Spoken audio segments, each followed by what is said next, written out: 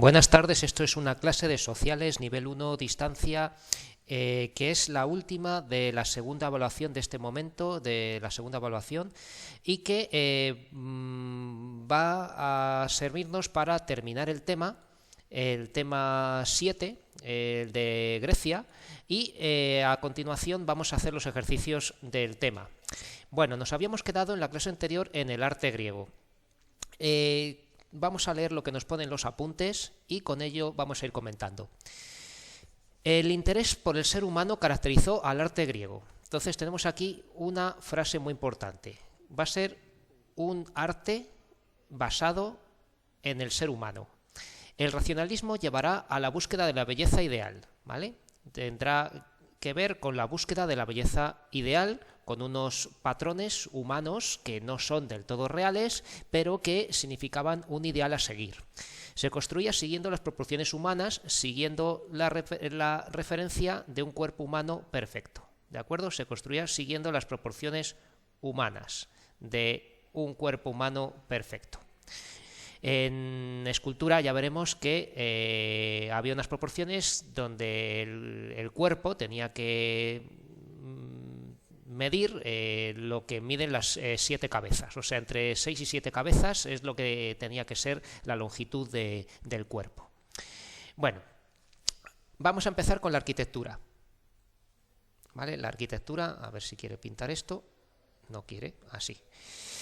Para los griegos, el templo era el lugar donde residían las divinidades. O sea que el templo era un lugar hasta tal punto sagrado que se pensaba que dentro habitaba ese dios o el poder de ese dios dentro del templo. El templo era el lugar donde residían las divinidades, la casa del dios. Las celebraciones se efectuaban en un altar fuera del templo.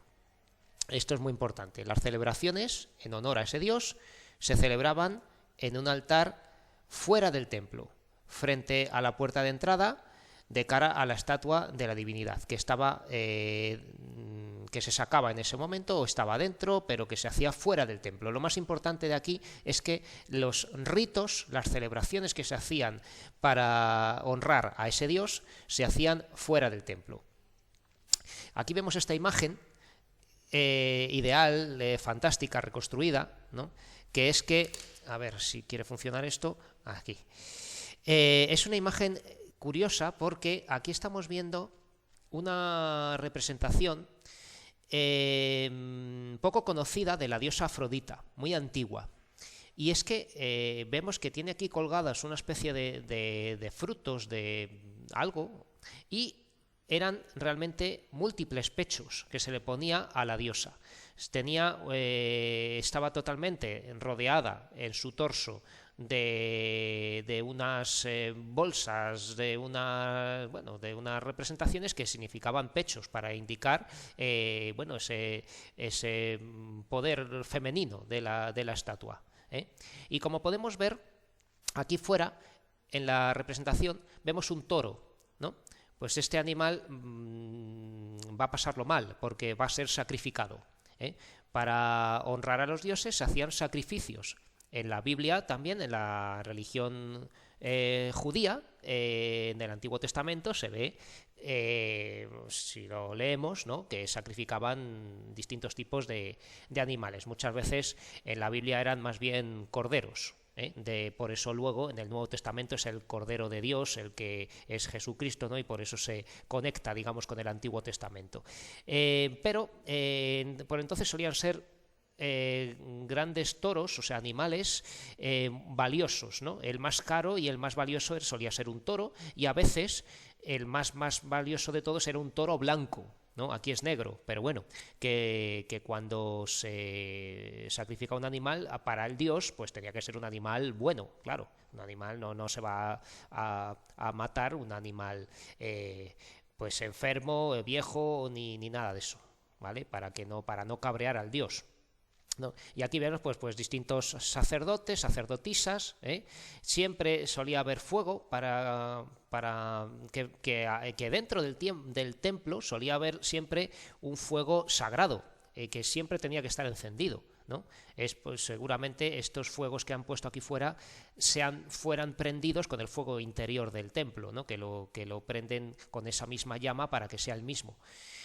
Bueno, entonces, y vemos cómo los templos estaban policromados, estaban pintados de distintos colores. Lo que vemos hoy en día como restos de la Acrópolis o del Partenón o templos griegos están en ruinas y tienen el color de la piedra, pero antiguamente tenían colores, estaban muy bien decorados.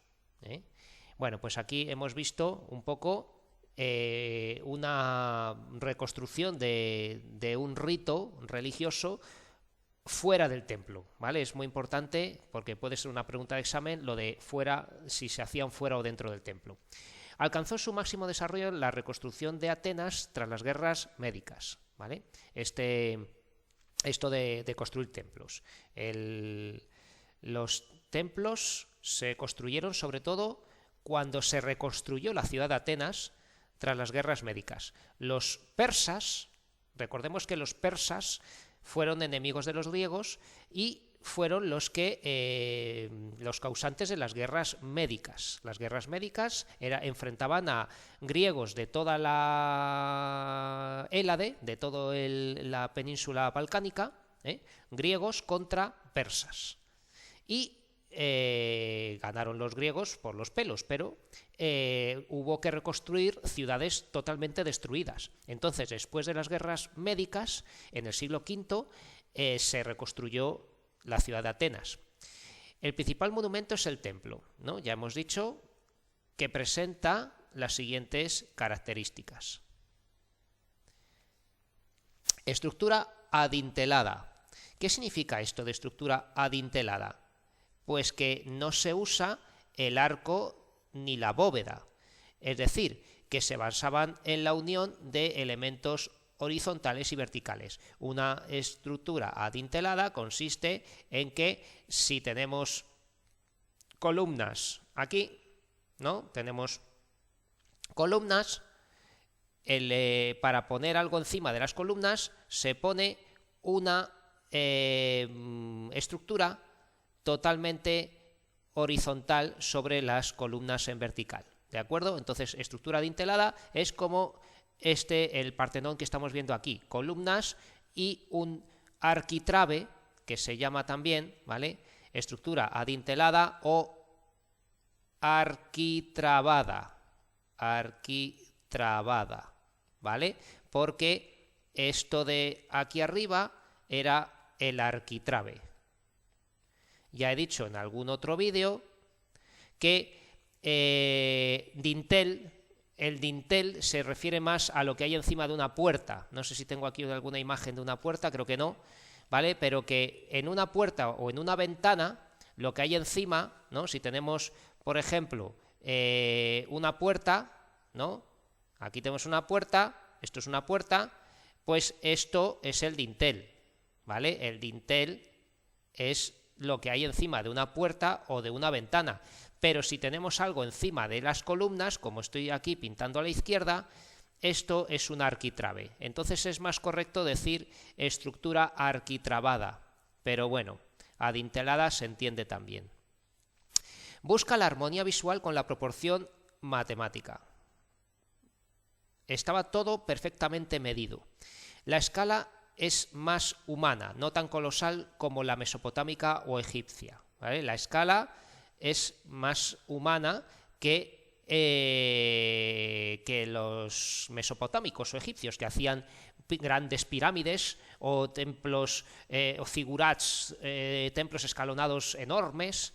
Entonces, los griegos todo lo medían en cuanto a las proporciones humanas, por eso lo que hacían tenía que ver con el ser humano y por ello no hacían cosas excesivamente grandes. Aunque es cierto que esto que estamos viendo aquí, el Partenón, era una excepción, porque era más grande de lo normal. Era algo que se hizo ya rompiendo un poco la tradición, porque recordemos que Atenas había sido destruida con las guerras médicas y después de ello se reconstruyó. Y en esa reconstrucción, cuando se hizo el Partenón, se hizo ya de una forma renovada, cambiando ciertas costumbres y quería impresionar un poco más, ¿vale? Pero por lo normal los templos griegos no eran excesivamente grandes.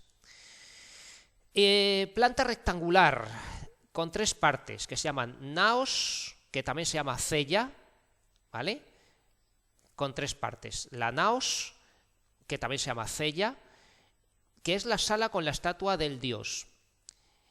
En la parte delantera se sitúa el pronaos o el pórtico. Y en la parte trasera se encuentra el opistodomo o opistódomo, ¿no? Podemos ponerle tilde si queremos, pero yo suelo ver opistodomo, que es donde se guarda el tesoro del templo. Entonces, vamos un momento a internet, vamos a ver un momento, si me permite buscar aquí, partes de un templo griego, y aquí tenemos ciertas imágenes que nos van a clarificar todo esto. Había alguna que yo estaba buscando que me gustaba, que se veía mejor, pero sale siempre la misma, por lo que estoy viendo aquí. Vale, entonces vamos a ver si esto nos aclara un poquito. Vamos a ver, aquí estamos viendo muchos templos griegos, como podemos ver, siempre tienen un tejado a 2 aguas, ¿vale? Cuando se ha conservado, porque normalmente está roto, y una serie de columnas, y tienen forma rectangular normalmente, a veces tiene otra forma, ¿no? Pero casi siempre tienen forma rectangular. Y aquí está un poco la imagen que queríamos, aunque no se ve muy bien. Voy a buscar otra. Esta imagen, abrir pestaña, aquí. Vale, aquí tenemos un poco la parte de lo que quiero contaros del templo griego. Un templo dórico, ¿vale? Que es el más antiguo. Bueno, una de las formas más antiguas, aunque luego se siguieron construyendo. El templo tiene una base que se llama crepis, ¿no? No hace falta que sepamos los nombres de todo, sino solo lo de los apuntes, ¿vale? Pero que está sobre una plataforma que vamos a llamar el crepis. Pero la última parte, digamos, la superficie final donde ya está el templo es el estilóbato, ¿vale? Bueno, en el estilóbato es donde vamos a tener las columnas que van a rodear al templo, columnas que sustentan el tejado, ¿vale? Porque esas columnas van a servir de apoyo a los arquitraves, aquí está la palabra que os he dicho, ¿vale? Que les he dicho, arquitraves, que es lo que se apoya sobre los capiteles de las columnas, ¿de acuerdo? Una columna, luego lo vemos, tiene 3 partes que se llama basa, fuste y capitel. Aquí efectivamente dice que en dórico no hay basa, pero luego lo veremos.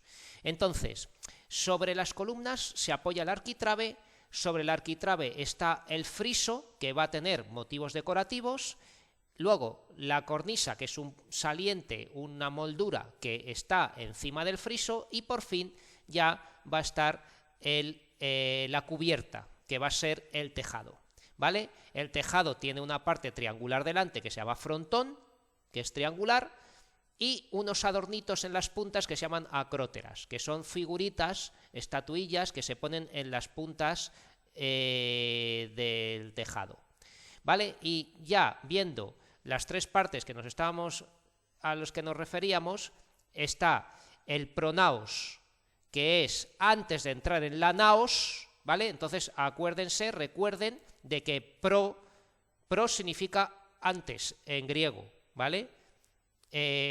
No sé si conocen un dios griego que se llama Prometeo. Prometeo significa el que se adelanta al saber, ¿no? Met es la raíz de conocimiento, de saber en griego antiguo. Entonces Prometeo era el que era listo, porque tenía un saber adelantado, ¿no? Y por eso le robó el fuego a los dioses y se lo dio a los hombres, y Zeus lo castigó con un águila que le iba a picar el hígado todos los días, y como era inmortal Prometeo, le volvía a crecer y volvía a sufrir ese castigo eterno, él atado con unas cadenas a una roca, mientras el águila de Zeus le comía el hígado todos los días, ¿no?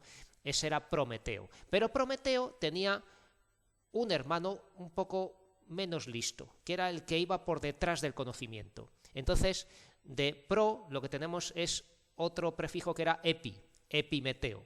Y Epimeteo, no sé si recuerdan de los mitos griegos, que era el que se enamoró de una mujer llamada Pandora, y Pandora, que era la mujer que significa todo regalo, ¿no? Doros es el regalo y pan significa todo. Entonces era la mujer que lo tenía todo todo tan bueno, pero que venía con una ánfora o caja o urna que contenía todos los males del hombre, ¿no? Entonces esa mujer, que fue un regalo para Epimeteo, abrió la caja de Pandora famosa y salieron todos los males del hombre, y el único que no liberó fue la esperanza, ¿no? Bueno, como si fuera otro mal. Es curioso que la esperanza la consideren un mal. Pero bueno, el caso es que pronaos significa antes de la naos, ¿vale? Pronaos. Luego está la naosocella y detrás del todo está el opistodomos o opistódomos, ¿vale? Es la parte donde se guarda el tesoro del templo. Y luego de esta imagen tenemos también el peristilo, que significa peri significa alrededor de, ¿no? Entonces, columnas alrededor, peri alrededor, estilo, columna, ¿vale? Entonces, son columnas que rodean el templo, que son las que sujetan el tejado, como hemos dicho, y luego hay otras columnas dentro que ya no son el peristilo, son otras columnas, ¿vale? Muchas veces hay dos delante del templo que se llaman columnas in antis, ¿vale? Que son las que ya están antes del templo. ¿De acuerdo? Entonces, bueno, todo esto es una clase de universidad casi, ¿vale? Pero que ustedes solamente tienen que recordar que tiene la naos, el pronaos y el opistodomo, ¿vale? Y aquí vemos una planta de un templo típico que es visto desde arriba, en planta, ¿no? Entonces, aquí vemos, a ver, ¿dónde tengo el boli? Aquí. ¿Vale? Que el pronaos, ¿vale? Es la parte de antes, lo que sería el pórtico, antes de entrar al propio templo, ¿vale? Es en una iglesia cristiana, sería lo que se llama el nártex, ¿vale? Es la parte donde se puede entrar, pero no es sagrado del todo, ¿vale? Bueno, luego está la naos, ¿vale? O cella, que es donde realmente está el espacio sagrado y está la estatua del dios. Y luego está el opistodomo, que es esta parte trasera donde se guarda el tesoro del templo. ¿De acuerdo? Entonces, estas tres partes, a ver si las pueden recordar. Y luego la parte o sea, todas las columnas alrededor, todas estas columnas, ¿vale? Estas columnas es lo que se llama el peristilo, que es columnas alrededor. Acuérdense de que peri significa alrededor, como perímetro, ¿vale? Perímetro, pero peristilo significa columnas de alrededor, ¿vale? Stilo, esta palabra griega, significa columna. No sé si saben de un santo que se llamaba San Simón o San Simeón, y este santo, Simeón, le llamaban el estilita. ¿Y eso de estilita, de dónde viene? Pues de que decidió, por ser más creyente, más religioso, sentarse y vivir, tratar de vivir como ermitaño, sentado en lo alto de una columna, ¿vale? San Simeón era un santo que vivió durante un tiempo subido en el capitel de una columna, ¿vale? Bueno, por eso lo de estilita. Bueno, entonces peristilo es columnas de alrededor, ¿vale? Bueno, sigamos. Bueno, perdón, aquí no teníamos un par de datos más. Generalmente un pórtico de columnas rodea al templo. Un pórtico de columnas se refiere a, sí, un perímetro de columnas, ¿vale? Que son todas estas columnas que están alrededor, como hemos dicho, ¿vale? Que esto es el peristilo, ¿vale?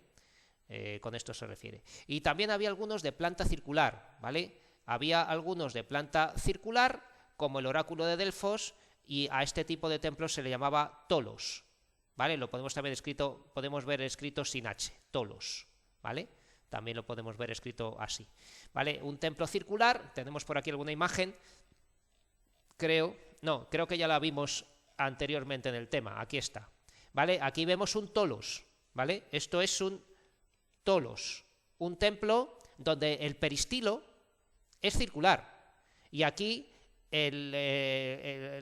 lo que sería la naos, o cella, la parte sagrada, pues es circular del templo, ¿no?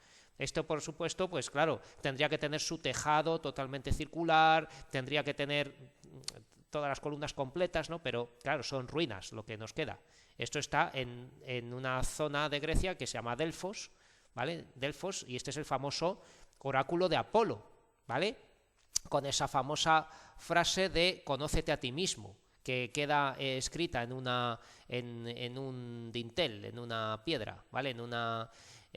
Ahí está la típica frase esa de gnosce te ipsum, eso es en latín, en griego no sé decirlo, ¿vale? Pero que la frase se ha hecho muy famosa en latín, la de conócete a ti mismo, que no deja de ser una recomendación todavía útil, aunque para los griegos no significaba lo mismo que para nosotros, ¿eh? Lo de conócete a ti mismo era una especie de advertencia, de como no te pases, no te quieras igualar a los dioses, ¿vale? Lo de conócete a ti mismo tenía ese sentido para los griegos. Bueno, y ahora sí que vamos a ver un concepto muy importante, que es la utilización de los órdenes, no las órdenes, es masculino, ¿eh? Un orden es distinto de una orden. Una orden es un mandato, ¿no? Pero los órdenes griegos se refiere a principios arquitectónicos de combinación de elementos, una especie de reglas para construir siguiendo unos patrones y unas medidas y unos estilos decorativos. Unos órdenes es eso, ¿vale? Entonces, había tres, que son estos tres: dórico, jónico y corintio, ¿vale? En este orden. Supuestamente el más antiguo es el dórico, luego iría el jónico y luego al corintio, pero lo cierto es que los tres se siguieron construyendo a lo largo del tiempo. Los tres órdenes se diferencian en varios elementos, aunque la diferencia más apreciable está en el capitel. Los tres órdenes, se diferencian en varios elementos, aunque la diferencia más apreciable está en el capitel de las columnas, el extremo superior de la columna, ¿vale? Eso es el capitel. Entonces aquí tenemos los capiteles de las columnas. El capitel dórico es así, muy sencillo, sin adornos, ¿eh? No sé si estábamos viendo aquí la página esta de los templos griegos, y aquí estamos viendo precisamente un templo dórico. Vemos que las columnas no tienen basas, sino que arrancan directamente del suelo, y el capitel no tiene adornos, es un capitel muy básico, ¿vale? Aquí si vemos algún otro, aquí también tenemos capiteles dóricos, o sea, vemos un templo dórico porque las columnas son cortas y fuertes, bastante anchas, y que se apoyan en un capitel sin adornos apenas, ¿vale? Es un templo más bien antiguo. Luego está el capitel jónico, ¿vale? El capitel jónico tiene esto que se llaman volutas, ¿vale? Esto se llaman volutas, ¿vale? Estas espirales que hace así, como si fueran unos cuernos de cabra o algo así, esto es un capitel de volutas, ¿vale? Que es el típico capitel jónico. Entonces, el capitel jónico es un poquito más largo. A ver, aquí vemos, estaba pasando por aquí por encima y acabo de ver esto. Esto es un templo jónico. Entonces vemos que, aparte de que las columnas son más altas, ¿vale? Tenemos los capiteles, y aquí ya hay basa, una basa también sencillita, pero hay basa en las columnas, no apoyan directamente en el suelo, ¿eh? Y además, otra cosa propia de los templos jónicos respecto a los templos dóricos es que los templos dóricos, no sé si han visto que tienen aquí en el friso estas tres rayitas y unos espacios entre medias, ¿vale? Estos se llaman triglifos, ¿vale? Los triglifos son estas tres rayas que tienen un origen en que imitan las vetas de la madera, porque antiguamente, muy antiguamente, los templos griegos, antes de ser de piedra, eran de madera. Entonces, esto es una especie de recuerdo de las vigas de madera que había encima del templo, ¿vale? Y esto es propio del dórico. Y luego lo que tienen los templos jónicos es que el friso ya tiene escultura en bajo relieve, un adorno constante, un friso corrido, ¿no?, que se llama, con distintas figuras que lo adornan y que suelen tener pues unas imágenes sagradas narrativas, ¿no? Aquí vemos también capiteles jónicos y vemos también decorado el friso. ¿Ven? Vale. Y luego tenemos el capitel corintio. El capitel corintio, que se adorna con estos motivos vegetales que son realmente hojas de acanto. Acanto es una planta, ¿vale?, que acanto es una planta, ¿vale? Aquí vemos cómo son las hojas de acanto, que son bastante gruesas, grandes, ¿vale? Y que aquí, como vemos, nos sale ya en las imágenes un capitel corintio que imita las hojas de esta planta específicamente. Hay una historia que se puede decir de manera más precisa de la que puedo decir yo ahora, que es que trata de un arquitecto o constructor al que se le murió un hijo y como no tenía mucho dinero para enterrarlo, a ese pobre bebé le puso simplemente una teja encima del cuerpo. Y luego, al cabo del tiempo, lo que encontró es que ya, bueno, el cuerpo no estaba, pero una planta había crecido y había levantado la teja hacia el cielo, ¿no?, y era una planta de acanto. Entonces el acanto había como, con un motivo así místico, había levantado, digamos, la teja hacia el cielo como si quisiera ascender, y a la vez esa planta estaba sujetando el tejado, ¿no?, una teja. Y eso le dio una idea a ese arquitecto para adornar con acanto los capiteles de las columnas. Pero bueno, todo eso es una leyenda, ¿eh?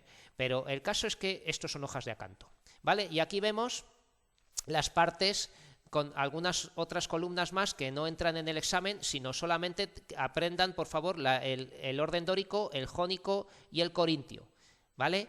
Aquí nos ponen, claro, lo que estábamos contando, que el dórico tiene triglifos y luego lo que hay entre los triglifos que se llaman metopas, ¿vale? Pero los triglifos son estas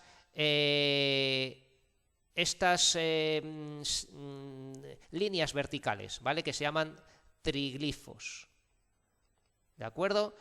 El orden jónico aquí no tiene triglifos y, sin embargo, lo que va a tener es muchas veces un adorno, o sea, lo que son bajorrelieves, relieves que no sobresalen mucho por aquí, ¿no? Y el corintio lo que tiene sobre todo es que, aparte que la columna es más estilizada, este dibujo no es del todo real, no está bien hecho, porque las columnas dóricas son más bajas, ¿vale? No son tan altas, son más bajas proporcionalmente a las demás, ¿vale? La jónica y la corintia son más altas, ¿vale? Y vemos también la basa, que se diferencia en el orden jónico y en el corintio, ¿vale? Aparte del capitel y luego la columna, el fuste de la columna es todo, pero la columna tiene basa, fuste y capitel, ¿vale? Y el fuste está acanalado, que es que tiene ranuras, ¿vale? Bueno, y también es eso, la cornisa, el friso y todo, también se diferencian el corintio del jónico, ¿vale? Ahora no recuerdo exactamente en qué. Bueno, también los templos estaban decoración con pinturas de varios colores, ricos relieves y la estatua de la divinidad, que aquí tenemos otra palabra muy bonita, que cuando la estatua era de oro y de marfil se llamaba crisoelefantina, ¿vale? Vamos a poner aquí en las imágenes estatua crisoelefantina de Atenea, por ejemplo, ¿vale? Aquí tenemos una reconstrucción porque está totalmente perdida, o sea, no se ve aquí bien, a ver si aquí la tenemos un poco más grande, y claro, era crisoelefantina, quiere decir de oro, crisos en griego, ¿vale? Crisos significa oro en griego. Había un santo que le llamaban Crisóstomo, ¿no? Y Crisóstomo significaba boca de oro, de lo bien que hablaba, ¿no? Crisóstomo. Pero crisos es la palabra oro en griego. Y luego elefantina tiene que ver con elefantes y con el marfil. Entonces, los griegos ya averiguaron que el marfil se ablandaba con vinagre y se podía torcer y hacer láminas y hacer esculturas con él, con el marfil, y con el oro quedaba una estatua estupenda. ¿Vale? Pero claro, esto lo saquearon los persas, lo saquearon otros griegos, ¿no? Y no queda absolutamente nada. Aquí lo que vemos son estas columnas dóricas, sin basa y con el capitel sin adorno, ¿vale? Y claro, había otra estatua crisoelefantina muy famosa que era la de Zeus, que claro, que debía ser algo así. No sé si tenemos aquí una imagen que se pueda ver, que también debía ser imponente, un templo tremendo, el dios Zeus sentado en su trono, el rey de los dioses, ¿no? Y también construido con muchísimo marfil, de muchísimos elefantes que matarían, y oro, ¿vale? Que también costaría muchísimo. Bueno, entonces, vamos a la escultura. Vamos a la escultura, ya hemos visto los templos. Desarrolló dos temas principales, el mundo de los dioses y del ser humano. Se diferencian tres periodos, ¿vale? Dos temas principales, el mundo de los dioses y el del ser humano. Y hay tres periodos, ¿vale? Y voy más rápido porque he tardado mucho en explicar todo esto. Periodo arcaico, periodo clásico y periodo helenístico. Vamos a poner estos tres periodos, que es muy importante y suelen ser preguntas de examen. Del siglo VIII al siglo VI es el periodo arcaico. Las esculturas tienen el cuerpo rígido, sin movimiento, son estáticas. Su rostro es inexpresivo, con la típica sonrisa arcaica, que esto venía de los egipcios, ¿vale? Una sonrisa arcaica y de Oriente, ¿vale? Una sonrisa bueno, que quiere decir muy antigua, arcaica, pero que es artificial, una sonrisa simplemente de pose. Y los cabellos se trataban de forma geométrica. En el periodo clásico, que va del siglo V al siglo IV, ¿vale? Del año, de 400 y pico al año 300 y pico, siglos V y IV, antes de Cristo, ya dominan las técnicas de las formas naturales y tendencia a la creación de figuras humanas idealizadas, de cuerpos perfectos. El canon de belleza griego está constituido por la relación entre las proporciones del todo y las partes. Para Policleto, por ejemplo, el cuerpo debía medir 7 veces el tamaño de la cabeza. Y había tres grandes escultores conocidos, que eran Mirón, Policleto y Fidias. Fidias era el de Alejandro Magno, el escultor de Alejandro. Y luego el periodo helenístico, después de que muere Alejandro Magno, es el periodo helenístico y va de los siglos III al siglo I antes de Cristo. Se busca menos el ideal y más la realidad. Quieren ser más realistas. Aparecen retratos, personajes con sentimientos y cargados de expresión, con expresión de dolor, de pérdida, de emociones, ¿no? En general. Se domina el movimiento. Va a haber esculturas con mucho movimiento. Y a veces había esculturas grupales y complejas. Se hacían esculturas que eran un conjunto escultórico, Y los autores más representativos eran Escopas, Praxíteles y Lisipo, ¿vale? Lisipo era el de Alejandro, ¿vale? No Fidias. Fidias era el de Pericles, ¿vale? El que estuvo decorando el Partenón y la Acrópolis, ¿vale? Lisipo, ¿vale? Perdonen esto, espero que no hayan parado el vídeo en el momento en que dije Fidias como escultor de Alejandro. Es Lisipo, ¿vale? Y Praxíteles es un gran innovador muy importante, que fue el creador de la curva praxiteliana, de la que puedo hablar en cierto momento. Vamos, está aquí, ¿vale? En el periodo clásico, cuando vemos una figura que descarga más peso sobre uno de los dos pies, se forma, ahora lo borro esto, lo que se llama la curva praxiteliana, ¿vale? la curva praxiteliana, que tiene que ver con Praxíteles, que es el que descubrió estas poses con cierta naturalidad, cierto movimiento, ¿no?, que se diferencia del periodo arcaico, donde las esculturas eran mucho más rígidas, más rectas, ¿vale?, en el periodo arcaico, ¿vale? Esto es en el periodo clásico.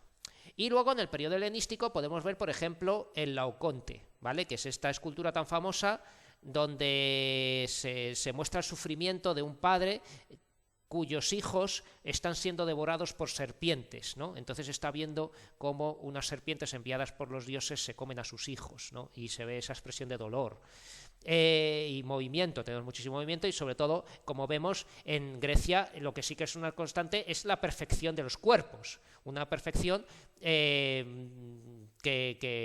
muestra ese ideal del cuerpo humano, sobre todo masculino, el femenino también, ¿vale? Pero el cuerpo femenino suele salir muchas veces con ciertos paños encima.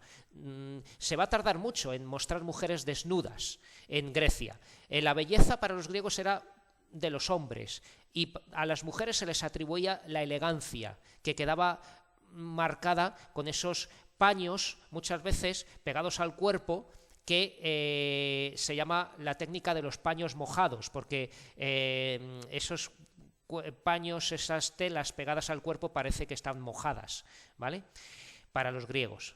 Bueno, en cuanto a la cerámica, los alfareros realizaron vasijas decoradas con motivos geométricos o vegetales, si bien evolucionaron hasta la representación humana mediante figuras rojas, negras o amarillas sobre fondos rojos o negros, ¿vale?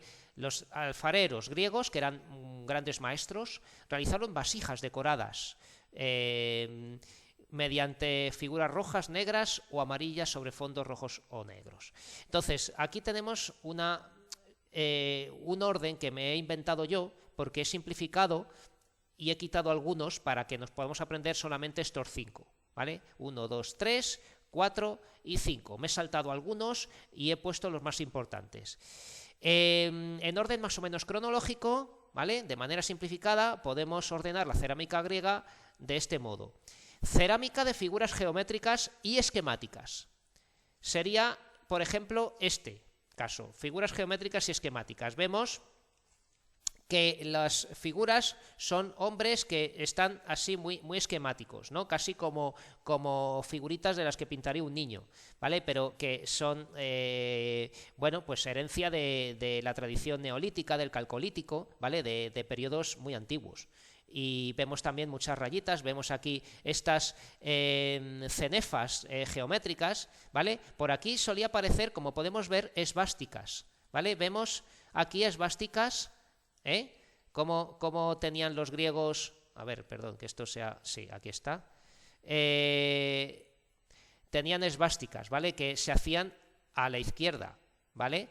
Esto era una manera de representar el nacimiento del sol, que iba de este a oeste, ¿vale?, del este al oeste. Entonces, una esvástica significa rueda en movimiento, ¿vale? Está dando una vuelta de derecha a izquierda, ¿vale? Es un símbolo solar, una esvástica.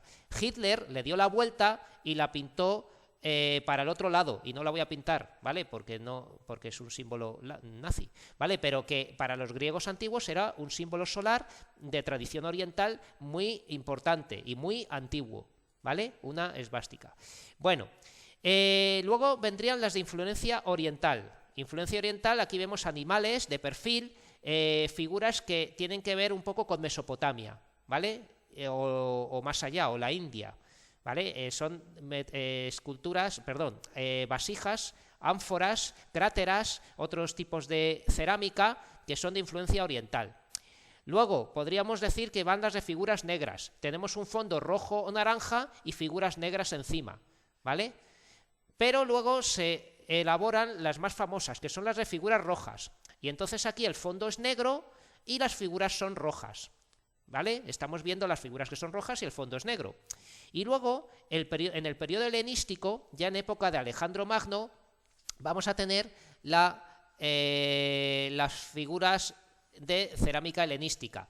La cerámica helenística ya se sale de todas las tradiciones y puede combinar cualquier cosa. Aquí, por ejemplo, tenemos una una cerámica helénica con relieves, ¿vale? Aquí tenemos figuras en relieve, con figuritas pegadas y cosas así, y se abandona el predominio de las figuras rojas. A veces lo que vamos a tener es una crátera parecida a esta, ¿vale? Una crátera era donde se mezclaba el vino con agua y se servía a las copas o los vasos, ¿no? Entonces, en esta podemos tener cráteras o ánforas, ¿no? Como esta, que combinen figuras rojas y negras, que tengan también otros colores como amarillo y blanco.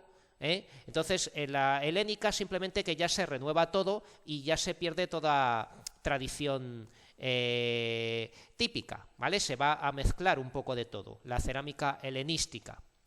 Bueno, y ya llegamos a los ejercicios y me he quedado sin tiempo, pero lo voy a leer tan deprisa y lo voy a mostrar en pantalla de manera que ustedes pueden pausar el vídeo y verlo, ¿vale? Entonces, en la pregunta 1 nos ponen un glosario de términos y tenemos polis. ¿Qué es una polis? Pues ciudad-estado, que incluye el territorio de alrededor propia de la antigua Grecia en la época arcaica y clásica. En periodo helenístico, las polis ya son parte de reinos o imperios, ¿vale? Por eso he puesto época clásica y arcaica, ¿vale? Pero basta con que digan ciudad-estado que incluye el territorio de alrededor, ¿vale? Es una ciudad-estado que incluye el territorio de alrededor como Atenas, Esparta, Tebas, Corinto, etc. El ágora es la plaza pública central donde se desarrollaba la vida comercial y política de las polis, ¿vale? El ágora, plaza pública central. Un meteco era un extranjero que vivía y trabajaba en las polis griegas, que no tenía derechos políticos. El gineceo era la parte de la casa típica griega, ¿vale? Una casa de clase alta, una casa grande, donde había una parte habitada solo por mujeres. Eso es el gineceo. La que estaba habitada por hombres era el andrón. Lo ponen los apuntes. Filosofía. He puesto una definición mía sencilla de andar por casa, porque no vienen los apuntes. ¿Qué es la filosofía? Pues el conocimiento para tratar de explicar el mundo mediante la razón, ya sean cuestiones de explicar el mundo como es o como algunos quieren que sea, ¿vale? Cómo se aspira a que sea el mundo o algo así, ¿vale? Conocimiento para tratar de explicar el mundo mediante la razón. Eclesía. Esta es la palabra que da lugar a iglesia, pero la eclesía para los griegos era una de las instituciones en que se sustentaba la democracia ateniense, ¿vale? Y de hecho era la más importante, era la principal asamblea de la democracia ateniense de la época de la Grecia clásica, la asamblea de la democracia ateniense.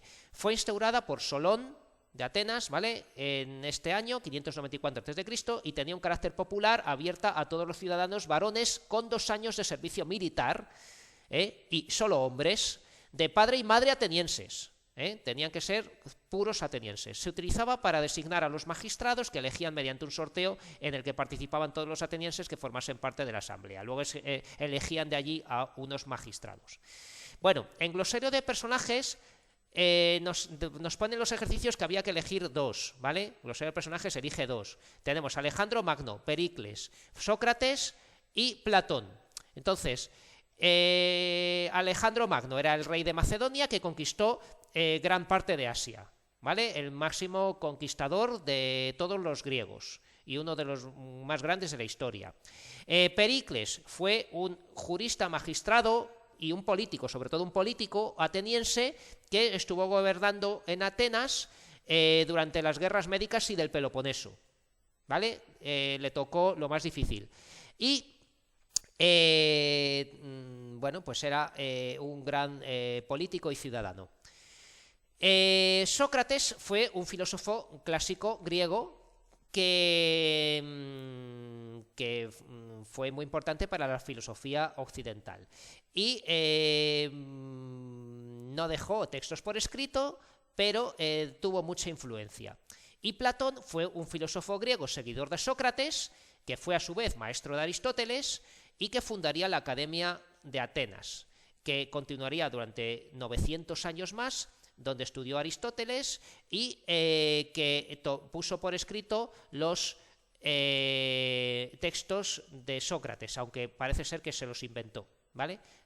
Platón escribió en forma de diálogo lo que decía Sócrates, ¿vale? Los diálogos de Platón famosos.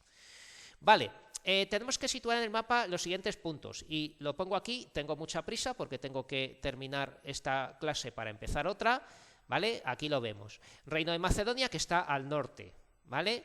Luego, el mar Egeo es el mar Egeo donde están todas las islas de los griegos. En el mar Mediterráneo, que es todo el mar Mediterráneo, pero al otro lado de Grecia está un pequeño mar que se llama Mar Jónico, que es el mar que está entre Italia y Grecia, ¿vale? Esta isla grande es la isla de Creta, esto es la península del Peloponeso, con estas ciudades donde tenemos aquí colocadas Esparta, que está en el Peloponeso, Atenas, que está aquí, ¿vale? Y luego cerca de Atenas está Tebas, Corinto, Micenas, y al otro lado del Peloponeso está Olimpia. Y en Asia Menor, que es esto, está la ciudad que nos han pedido, que es Mileto, ¿vale? Mileto, aquí también estaba Troya, la ciudad de Troya, y también Halicarnaso, ¿vale? Por esta zona. Vamos a seguir. ¿Qué compartían los habitantes de la Hélade? Bueno, pues lo hemos copiado de los apuntes.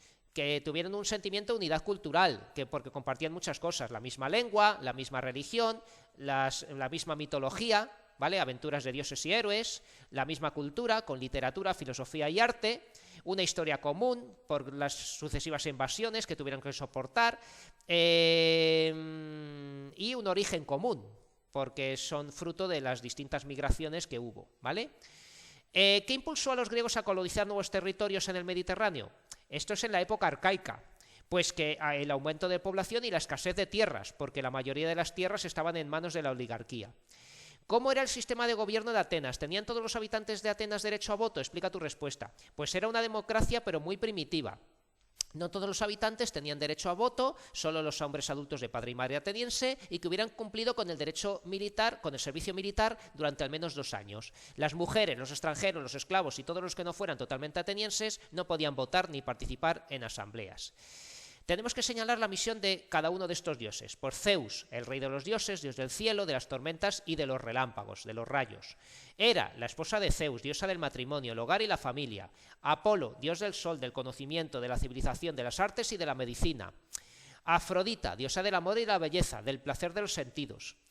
Ares, dios de la guerra impetuosa, una guerra distinta de la de Atenea. No nos han preguntado Atenea. Atenea es una diosa del conocimiento y de la técnica y de la guerra estratégica, calculada, ¿vale? Atenea es una diosa de la guerra distinta de Ares, porque Ares es un dios de la guerra por valor, por valentía, de odio, de ira, mientras que Atenea es una guerra calculada, ¿vale?